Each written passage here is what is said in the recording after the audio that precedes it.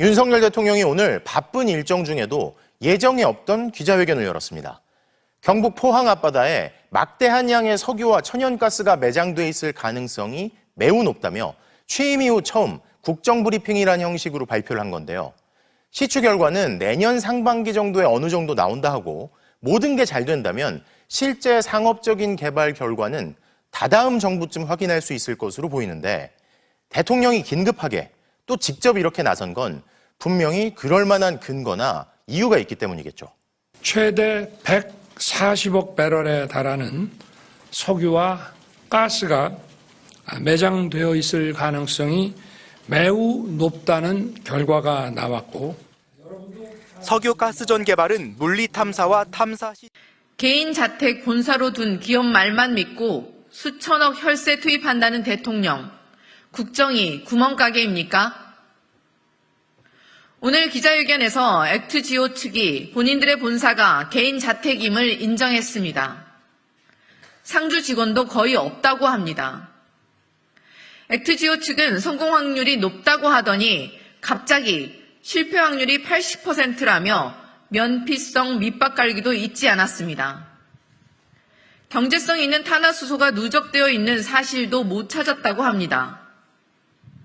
동해 시메가스전이 장래성 없다고 평가한 호주 최대 석유 개발 회사인 우드사이드와 본사를 개인 자택에 둔 액트지오, 둘 중 누구의 말이 더 신뢰가 가는지 삼척동자도 다 알 내용입니다.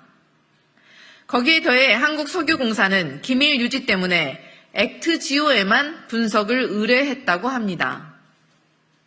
한 국가의 수반인 대통령이 직접 발표한 내용의 근거가 자택을 본사로 둔 회사의 보고서 하나뿐이라니 참으로 처량하지 않습니까? 기자회견 이후 한국가스공사의 주가는 최근 10년 중 최대 폭의 낙폭을 기록하는 등 유관업체들의 주가가 폭락을 거듭했습니다. 동네 구멍가게도 이렇게 운영하지 않습니다.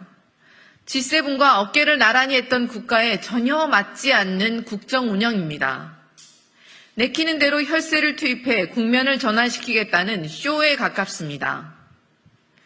윤석열 대통령은 140억 배럴 정도의 막대한 양이 매장돼 있을 가능성이 매우 높다고 했지만 실상은 최소 35억 배럴에서 최대 140억 배럴의 범위가 예상된다는 것이었습니다. 이 수레가 텅텅 빈 수레인지 꽉 찬 수레인지 알기도 전에 수치 올려치기까지 해가며 요란 법석을 떠는 대통령의 행태는 과연 대한민국 국정 책임자의 자세가 맞는지 의심스러울 정도입니다.